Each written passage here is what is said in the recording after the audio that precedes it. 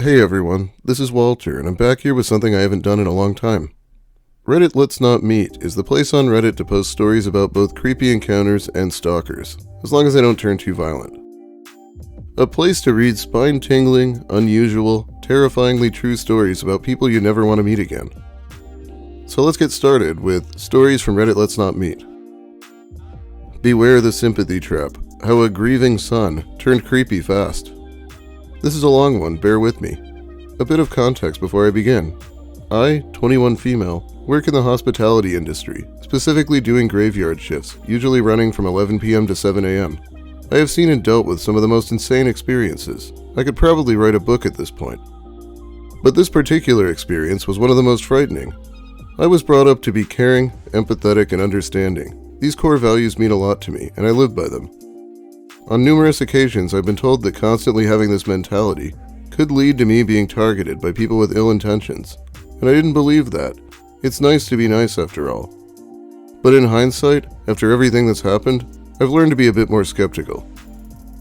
Usually on these graveyard shifts, there's 2 of us in the building at all times, and when we finish our work, we are basically free to sit down and relax for the remainder of our shift, or at least until the morning manager arrived at roughly 6 a.m. So I did just that. Finished my tasks and sat down in the main area of the building to have a late night snack and watch some reels on my phone, as you do. My coworker decided he would take a nap as it was roughly 3 a.m. at this point. Nobody was around. Fine by me. About 20 minutes passed when I heard a commotion near the bar area. Obviously I looked up from my phone, only to meet the eyes of this man, about 40 maybe, just standing at the bar counter. This wasn't unusual. Oftentimes people would come down to grab some water or a smoke before heading back to bed. I thought nothing of it, and went back to doom scrolling on my phone. Sorry, excuse me. I let out a sigh, thinking to myself, what could this man possibly want from me at 3:30 a.m.? I stood up and asked if he was okay, and apologized for being on my phone, hoping he wouldn't complain to my manager in the morning. He responded, but I couldn't quite pick up what he was saying. I walked over to the bar and kindly asked him to repeat himself, apologizing for not hearing him. Is it okay if I have some water? He was shaking, almost nervous, soft-spoken, and honestly non-threatening, bar the fact that he was about 6 feet tall, and I am 5 feet tall. Of course I said yes, and went to walk away when he stopped me. I'm sorry, is it okay if I talk to you for a while? My mom is dying in hospital, and I can't sleep. Looking back, I'm kicking myself for not making up some excuse about needing to do work, but I agreed to stay and talk with him. Stupid fucking empathy. He asked if I smoked, and I do, so I said yes. He then asked me to step outside to smoke and talk, and I stupidly agreed. We talked about his mom, and I tried my best to comfort him. I just recently had someone pass away, so this topic of conversation hit particularly hard. He thanked me for being so kind and continued to talk about his life. How he used to be homeless, but he moved in with his sister and got back on his feet, and that they were both staying here due to the circumstances, but were not from the city. I listened and occasionally responded by nodding. It was a polite conversation, but then something changed. Are there cameras out here? I wouldn't want you getting in trouble for being out here. How this didn't register in my mind as a red flag is unbelievable. How gullible can you be? Anyway, thankfully I didn't respond with yes or no, just assured him that I wouldn't get in trouble for being outside smoking. He seemed disappointed with my answer, I presume because he didn't get any information about where the cameras were placed. The conversation kept getting weirder and creepier. None of this I realized. I just saw a sad man needing a friend. Yes, I know. I'm stupid and I'm angry at myself too. Eventually some form of fight or flight activated in my brain. I told him I was cold and was going to head in. Come here, give me a hug. It'll warm you up. What the fuck? At this point I'm creeped out but thinking maybe he's just bad at picking up social cues or something, so I declined and walked inside. He followed. He asked if he could grab a coffee and sit with me for a while, and being by myself, on the verge of a panic attack, and not wanting to get on this guy's bad side, I agreed. Man, the shit women put up with sometimes. I wouldn't have said yes to anything probably. I know some people don't like it when the author keeps calling themselves stupid, but it might be constructive to look at how you handle things if you think you genuinely put yourself in danger. And we're not quite done either. We sat there and he continued to ask odd questions. Do you have kids? No. Do you want kids? Do you have a boyfriend? I told him I had a fiance. A lie. Do you love him? I mean no harm in asking these questions. You're so beautiful. At this point, my brain was screaming at me to get out of this situation. I had to think quick. Come sit next to me. I won't bite. Fuck, no. I quickly made up the excuse that I had to get the area ready for the morning and that my manager would be showing up any minute. At the same time, my coworker woke from his nap and passed by to get a coffee. This startled the man and he stood up before saying, "Tell your mom I was asking for her," forcing a hug, and left to go to his room. Oh my fucking god, he was pretending to be a family friend so that my coworker wouldn't be suspicious of him. I stood there in shock, not even being able to speak. My brain was still trying to process what the fuck just happened. I kept quiet, helping my coworker set up for the morning, as it was now 5:30 a.m. Yes, I was dealing with this man for 2 fucking hours. I sat down at 5:50 and waited for my manager to show up so that I could finally go home, hoping that man wouldn't come back before I got to leave. Wishful thinking. He showed up behind me out of nowhere. "I think I'll go to the shops. I'm out of smokes." "Okay? I need to know this why?" I kept silent before he asked me for my pen, which I gave him, and he walked off again. He returned 5 minutes later and gave me back my pen. "I wrote a note for you," stood close to me, dropped a piece of cardboard behind my back and walked away. In hindsight, I see how sneaky this was. He made sure no one could see him dropping that note. I picked it up. It was pretty weird, but one line in particular made my skin crawl. "Wear tighter work pants for me next time. They'd look good." Harmless. I ran to the office and sat in front of the CCTV monitor, seeing exactly where he was. He was standing outside the building, pacing, waiting. He then walked back into the building, and on the camera I could see he was looking for me, but thankfully at this point, I was in the office, so he walked back outside. Started pacing again, and waiting before hiding himself out of sight behind a corner. I told my manager, who told me to exit via the back entrance, which I did. I was shaking, checking behind me every few seconds. Every noise making me run faster and faster until eventually I reached the safety of my home. I sat down, processing what had just happened, when suddenly my phone vibrated. "Hey, it's blank. Thanks for the chat. Talk soon." How the fuck did he get my number? I have never blocked someone quicker in my life. I told the higher-ups what had happened and didn't return to work for at least a month, and until he was permanently barred from my workplace. I still fear I'll see him somewhere, that he'll be waiting. Thankfully, I haven't seen him since, and don't wish to, and if you're reading this, let's not meet again. Oh my word, thankfully your WTF and GTFO power is activated. You never gave him anything to cling to, or information about yourself. I am like you, and I'm way too nice to people. I get trapped in conversations I am desperately searching for a way out of. Annoyed, not creeped out. Being nice sucks. I'm 40 now, and I'm still getting myself into those situations. For fuck's sake. How did your job react to your month-ish sabbatical? It seems they understood your issue. It's so awful that there are people in the world that are just waiting to take advantage of kindness and empathy like that. My job was understanding for the most part, but I definitely got spoken to about the importance of keeping myself safe. I'm going to read one more long story. It's from 6 years ago, but I couldn't pass up on this one after reading the title. It sounds insane, and probably on brand for my channel. Caterer goes ballistic when he realizes I'm engaged, forces his way into my bedroom to steal my dirty underwear, breaks in the next night. My fiancé and I threw a dinner party one time to celebrate his mom completing chemo. I hired a caterer. We were expecting 25 friends and family, so it was more than the kitchenette of our single-story ranch house could handle. We'd also only just moved in, so didn't have a lot of cooking staples. The caterer said he'd bring everything 75% done, but he needed to finish off some dishes in our kitchen. I told him that was fine as long as he was finished by 5 o'clock, because the kitchen is centrally located and we prefer everyone be finished before the guests arrived, due to the intimate nature of the occasion. He said that would be fine.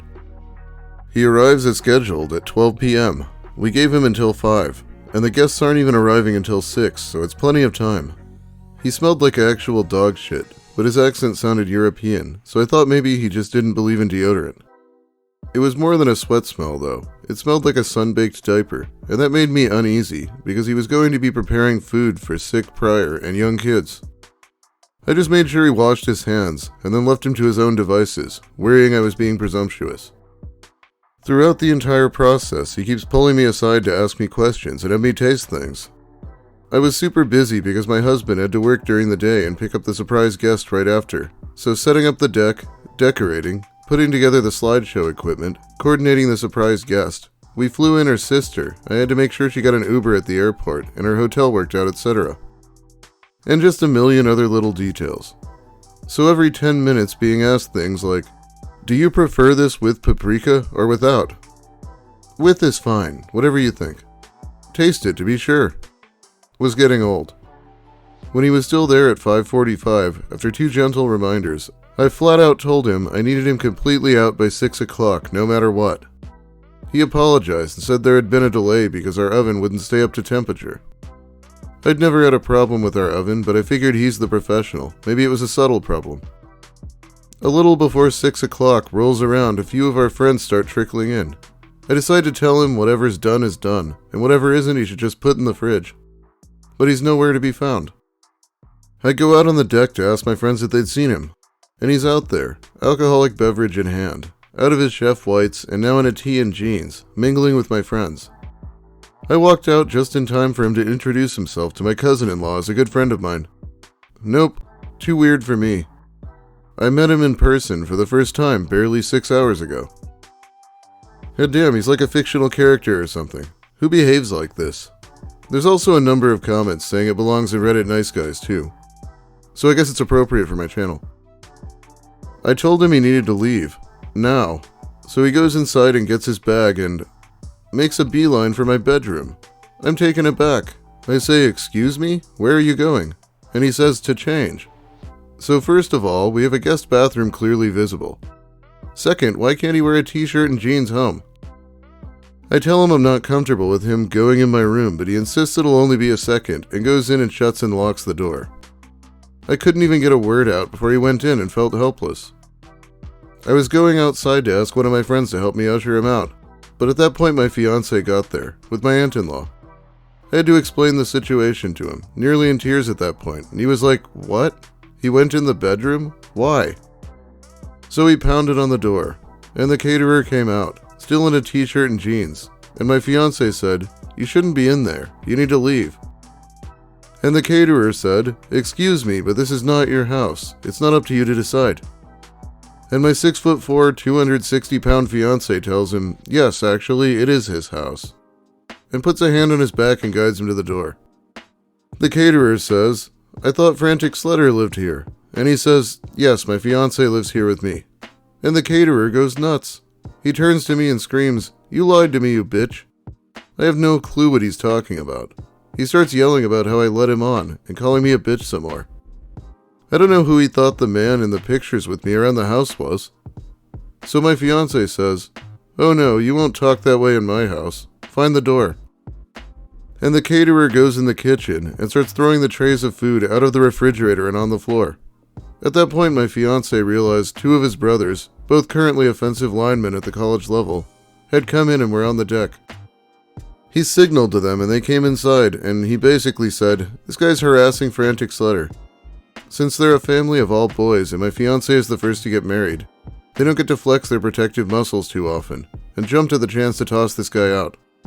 The party then went on as planned, but I insisted we just order pizza and throw out all the food he made. My fiancé and friends kept saying, isn't that a bit much? But I was insistent. We went out late drinking with his brothers, and got home around 3:30 a.m. and passed out in our room. At around 5 o'clock, I was woken up to the sound of the door opening. I figure either we forgot to lock the door in our drunken stupor and it blew open, or one of his family forgot their keys or something in the house and didn't want to wake us. His parents and his local brother have a key. But his parents never ever let themselves in when they know we're home. And his brother had had even more than we did, and was definitely not awake and driving around at 5 a.m. It wasn't nearly windy enough for the door to have blown open. It had been tranquil all night. So I wake up my fiancé and whisper, someone just came in the house. And he said the same thing. Probably my brother left his wallet or something. I figure I'm being paranoid and try to put it to rest when I hear a loud crash sound. With that, my fiancé was up and on his feet in one movement. He told me to lock myself in the closet and call 911 while he went and looked around. As I was pulling out my phone, we hear in that distinct accent, Frantic Sledder, hello? And I realize it's just this insane caterer.